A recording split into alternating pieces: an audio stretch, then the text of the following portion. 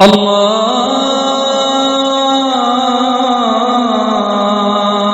أكبر الله أكبر الله أكبر الله أكبر. الحمد لله وكفى والصلاة والسلام على سيد الرسل وخاتم الأنبياء أما بعد فأعوذ بالله من الشيطان الرجيم بسم الله الرحمن الرحيم ولله على الناس حج البيت من استطاع إليه سبيلا صدق اللہ مولانا العظیم. معزز سامعین و ناظرین، جو حاجی یہ چاہتا ہے کہ حج کے بعد میرا اللہ تبارک و تعالیٰ سے گہرا تعلق ہو اور میں گناہوں سے پاک ہو جاؤں، رب العالمین سے محبت کرنے والا بن جاؤں، میرے اعمال سنور جائیں، تو وہ حج کا سفر 3 صفات کے ساتھ کرے. حاجی اگر اپنے حج کو قبول کروانا چاہتا ہے تو 3 صفات اپنے اندر پیدا اسے کرنی ہوں گی. اگر یہ صفات اپنے اندر پیدا نہ کی تو جس طرح حج سے پہلے اللہ رب العزت سے کمزور تعلق تھا تو حج کے بعد بھی ویسے ہی کمزور سا تعلق ہوگا اور وہی غفلت والی زندگی ہوگی. حج کے بعد اللہ سے قرب میں مزید اضافہ ہونا چاہیے، تو اس کے لیے 3 صفات پیدا کرنے کی ضرورت ہے، اور یہ صفات میں آپ کے سامنے عرض کروں گا ایک ایک کر کے. تو آج کی اس محفل کے اندر جو پہلی صفت ہے اس کا ذکر ہوگا، اور باقی 2 صفات آئندہ کی جو مجلسیں ہوں گی اور آئندہ جو ویڈیو آپ کے سامنے آئے گی تو اس کے اندر ذکر کی جائیں گی. اس لیے تینوں صفاتوں کو جاننے کے لیے ضروری ہے کہ آپ آئندہ کی جو آنے والی میری ویڈیوز ہیں ان کو بھی دیکھیں. پہلی صفت یہ ہے کہ حج کا سفر محبت کے جذبے کے ساتھ کیا جائے. یہ صرف ایک فرض ادا کرنا نہیں ہے، بلکہ یہ تو عشق اور محبت کا سفر ہے. تو یہ سفر محبت کے ساتھ ہونا چاہیے. یہ اللہ تعالیٰ کی محبت حاصل کرنے کے لیے سفر کرنا ہے اور اللہ کی محبت میں ڈوب کر کے کرنا ہے. حج کے سفر کو علماء نے عشق اور مستی کا سفر کہا ہے. اللہ تبارک و تعالیٰ چاہتے ہیں کہ اس حج کے سفر میں حاجی اپنی محبت کا اظہار کرے. جو شخص ہم سے محبت کرتا ہے یا جس کا ہم سے محبت کا تعلق ہوتا ہے وہ ہم سے محبت کا اظہار بھی چاہتا ہے. اگر ہمیں اپنی بیوی سے محبت ہے تو بیوی کہتی ہے کہ محبت کرتے ہو تو ثابت کر کے بھی دکھلاؤ، اس محبت کا اظہار بھی کرو. ماں سے محبت ہے تو ماں بھی کہتی ہے کہ صرف الفاظ سے نہیں، محبت کر کے دکھلاؤ. اللہ تبارک و تعالیٰ بھی اسی طرح چاہتے ہیں کہ میرے بندے محبت کر کے دکھلائیں اور محبت کا اظہار کر کے دکھلائیں. رب العالمین کا ارشاد ہے وَأَتِمُّ الْحَجَّ وَالْعُمْرَةَ لِلَّهِ، اور حج اور عمرہ اللہ کے لیے پورا پورا ادا کرو.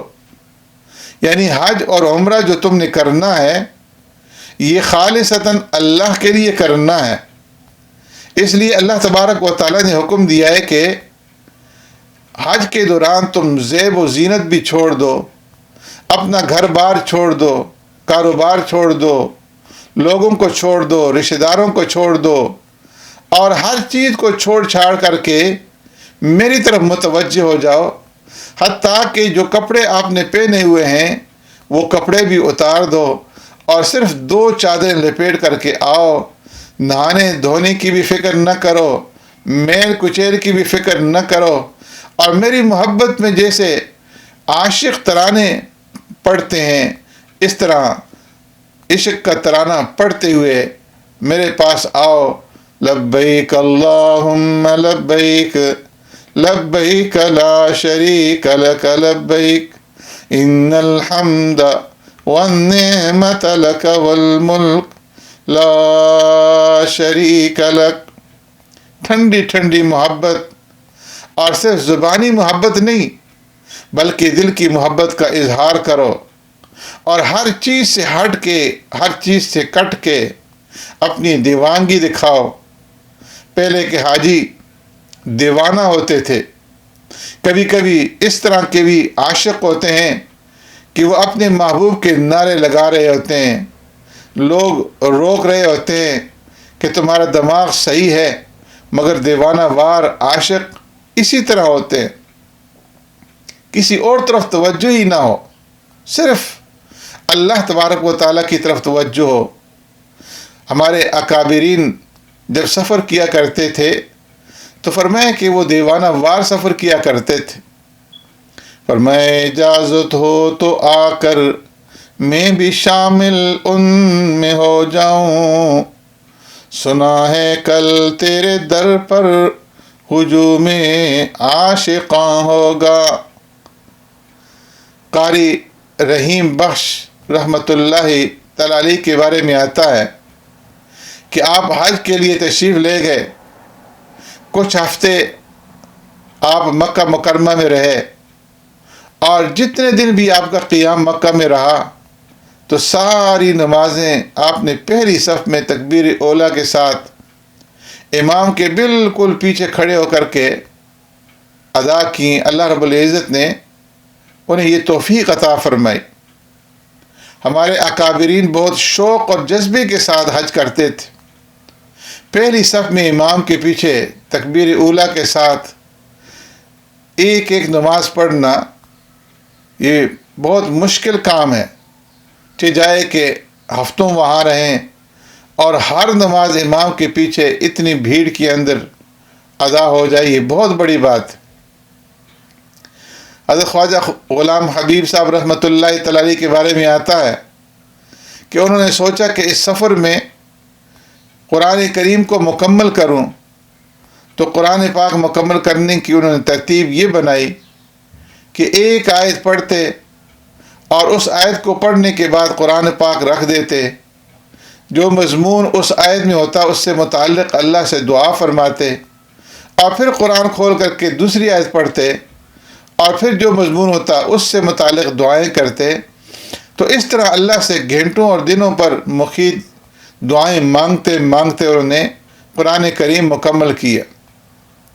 تو کیسی کیسی محبت کا اظہار اللہ والوں نے کیا ہے۔ لوگ علماء سے پوچھتے ہیں کہ کیا کوئی ایسا گر ہے کہ بار بار یہ سفر حج نصیب ہو جائے؟ فرمایا یہ ایسی جگہ ہے کہ جو بندہ ایک بار جاتا ہے اس کا دل کرتا ہے کہ میں بار بار جاؤں۔ علماء اس بات کا جواب یوں دیتے ہیں کہ اللہ تبارک و تعالیٰ جب اپنے بندوں کو اس مبارک سفر کے لیے منتخب کرتے ہیں تو اس کی ترتیب ایسے ہی ہوتی ہے جیسے یہاں ہم دنیا کے اندر کوئی ٹیم جو ہے جس کا ہم انتخاب کرتے ہیں، سلیکٹ کرتے ہیں، کرکٹ ٹیم ہو، والی بال ٹیم ہو، فٹ بال ٹیم ہو، تو اسکول کا ہیڈ ماسٹر اس ٹیم کو سلیکٹ کرتے وقت اس کو یہ معلوم ہوتا ہے کہ 11 کھلاڑیوں میں سے جو میں نے سلیکٹ کرنے ہیں، چننے ہیں، تو 5-6 تو پہلے ہی سے اسے معلوم ہوتے ہیں کہ یہ کھیل کے اندر اچھے ہیں، ان کے درمیان تو کوئی فیصلہ ہی نہیں کرنا ہوتا۔ جو آخری 3-4 کھلاڑی ہوتے ہیں تو ان کے درمیان میں فیصلہ کرنا ہوتا ہے کہ کس کو چننا ہے، کس کو سلیکٹ کرنا ہے۔ تو اسی طرح فرمائیں کہ جو حج کے لیے جاتا ہے اور وہاں جا کر کے اچھا وقت گزارتا ہے اور خوب اچھے طریقے سے حج کرتا ہے، رب العالمین کی یاد کے اندر اپنا وقت گزارتا ہے، اپنے آپ کو گناہوں سے بچاتا ہے، تو وہ ایک اچھا پلیئر، ایک اچھا حاجی بن جاتا ہے، اور اللہ تبارک و تعالیٰ اسے آٹومیٹیکلی اگلے سال ٹیم میں شامل فرما لیتے ہیں۔ اس لیے مومن کو چاہیے کہ جو وہاں جائیں تو وہ بھی یکسوئی سے عبادت کریں، اور جو یہاں ہیں تو وہ بھی پوری طرح یکسو ہو جائیں۔ تو یہ سفر حج جو ہے یہ محبت کا سفر ہے، اور اس کو محبت ہی کے ساتھ طے کرنا چاہیے۔